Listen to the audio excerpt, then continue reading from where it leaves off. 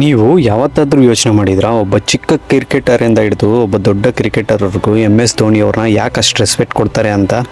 ಅದು ವಿರಾಟ್ ಕೊಹ್ಲಿ ಆಗಿರ್ಬೋದು, ಅದು ಈ ರೋಹಿತ್ ಶರ್ಮಾ ಆಗಿರ್ಬೋದು, ಇವರೆಲ್ಲ ಅವ್ರ ಲೆಗಿಸಿ ಮತ್ತು ಅವ್ರಿಗೆ ಕೊಟ್ಟಿರೋ ಟ್ರೋಫೀಸ್ ನೋಡಿ ರೆಸ್ಪೆಕ್ಟ್ ಕೊಡ್ತಾ ಇದ್ದೀರಾ ಅಂದ್ಕೊಂಡಿದ್ದೀರಾ? ರೋಹಿತ್ ಶರ್ಮಾ ಅವರು ಫಸ್ಟಲ್ಲಿ ಆಡ್ತಾ ಇದ್ದಾಗ ತುಂಬ ಫ್ಲಾಪಾಗಿ ಆಡ್ತಾಯಿದ್ರು, ಮತ್ತು ಅವ್ರು ಆಡ್ತಾ ಇದ್ದ ರೀತಿ ನೋಡ್ತಾ ಇದ್ರೆ ಇನ್ನೊಬ್ಬ ಕ್ಯಾಪ್ಟನ್ ಆಗಿದ್ರೆ ಇವ್ರನ್ನ ಆಚೆ ಕುಡಿಸ್ಬಿಡ್ತಾಯಿದ್ರು. ಆದರೆ ಧೋನಿಯವರು ಯಾವಾಗ ಅರ್ಥ ಮಾಡ್ಕೊಂಡ್ರು ರೋಹಿತ್ ಶರ್ಮಾ ಅವ್ರನ್ನ ಓಪನರ್ ಆಗಿ ಇಳಿಸಿದ್ರು.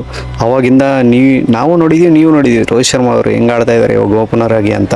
ವಿರಾಟ್ ಕೊಹ್ಲಿ ಅವರ ವಿಷಯಕ್ಕೆ ಬಂದರೆ, ವಿರಾಟ್ ಕೊಹ್ಲಿ ಅವ್ರನ್ನ ತುಂಬ ಸೆಲೆಕ್ಟರ್ಸು ಟೀಮಿಂದ ಡ್ರಾಪ್ ಮಾಡೋಣ, ತುಂಬ ಅಗ್ರೆಸಿವ್ ಪ್ಲೇಯರು, ಬ್ಯಾಟಿಂದ ರನ್ಸ್ ಬರ್ತಾ ಇಲ್ಲ ಅಂತ ಹೇಳ್ತಾಯಿದ್ರು. ಆದರೆ ವಿರಾಟ್ ಕೊಹ್ಲಿ ಪಕ್ಕದಲ್ಲಿ ಸ್ಟ್ಯಾಂಡ್ ಔಟ್ ಆಗಿ ನಿಂತ್ಕೊಂಡು MS ಧೋನಿ ಅವರು ಆ ಸೆಲೆಕ್ಟರ್ನೇ ಆಚೆ ಕಳಿಸ್ಬಿಟ್ರು. ಮತ್ತು ಅವರು ವಿರಾಟ್ ಕೊಹ್ಲಿ ಮತ್ತು ರೋಹಿತ್ ಶರ್ಮಾ ಅವ್ರನ್ನ ಬ್ಯಾಕಪ್ ಮಾಡಿದ್ದಕ್ಕೆ ಇವಾಗ ರೋಹಿತ್ ಶರ್ಮಾ, ವಿರಾಟ್ ಕೊಹ್ಲಿ ಅವರು ನಮ್ಮ ಕಣ್ಮುಂದೆ ಲೆಜೆಂಡ್ಸ್ ಆಗಿ ಮೆರೀತಾ ಇದ್ದಾರೆ. ಮತ್ತೆ ಹೇಳ್ತೀರಾ MS ಧೋನಿ ಅವ್ರ ಬಗ್ಗೆ? ಜಸ್ಟ್ ಕಾಮೆಂಟ್ ಮಾಡಿ.